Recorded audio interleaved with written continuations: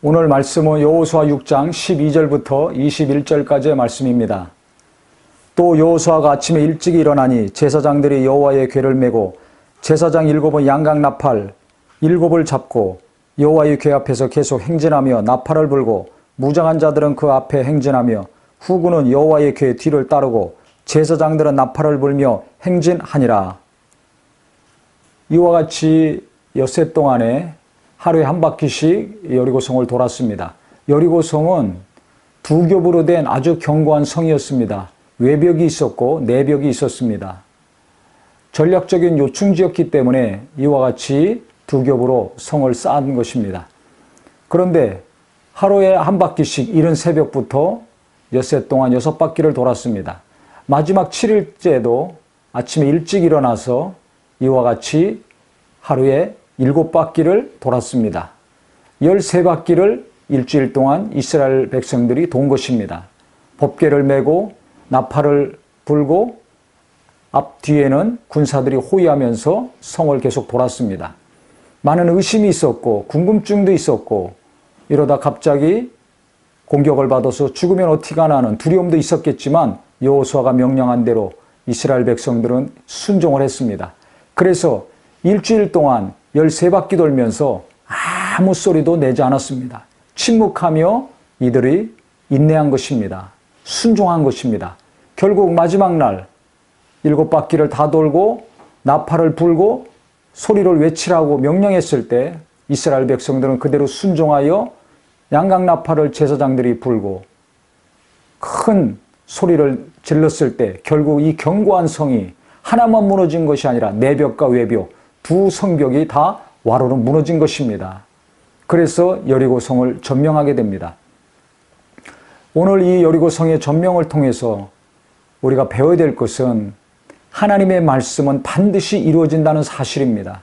내 생각과 다르고 내 뜻과 다르다 할지라도 사람들이 보는 관점과 다르다 할지라도 내가 하나님의 말씀이 임했을 때 하나님의 뜻이 임했을 때 그 뜻을 순종하고 침묵하면서 인내한다면 때가 참에 그 뜻은 반드시 이루어지고 하나님의 내게 향하신 말씀은 분명히 이루어진다는 것입니다.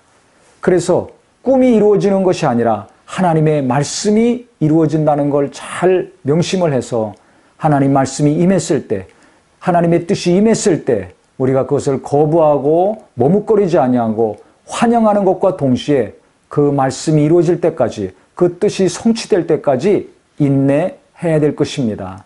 일주일이라는 시간이 필요했습니다. 하루에 당장 무너뜨릴 수도 있지만은 하나님은 보시는 겁니다. 과연 이들이 매일 엿새 동안 한 바퀴씩 돌 수 있을 것인가? 7일째 7바퀴 돌고 나팔을 불고 소리를 지를 것인가? 끝까지 순종하며 행할 것인가?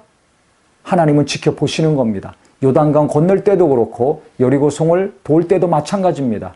그 하나님은 지금도 우리가 이와 같이 순종하는가 지켜보고 계실 것입니다.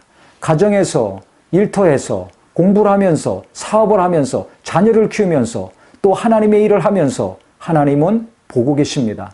한 번만이 아니라 그 다음 또 보고 계십니다. 내가 순종하고 있는가? 우리 가족이 순종하고 있는가? 부정적인 얘기, 불신앙의 얘기 하지 않으면서 인내하며 순종하고 있는가? 인내할 때 순종이 온전케 됩니다. 계속 인내하고 순종할 때 하나님의 놀라운 역사를 우리는 눈으로 보고 손으로 만지는 자가 될 수 있습니다. 믿음은 바라는 것들의 실상이요 보지 못하는 것들의 증거라고 하지 않았습니까? 지금 볼 수 없고 만질 수 없지만 눈에 보이는 실상으로 내가 손으로 만지고 온몸으로 체험할 수 있는 확실한 것으로 나타난다는 것입니다.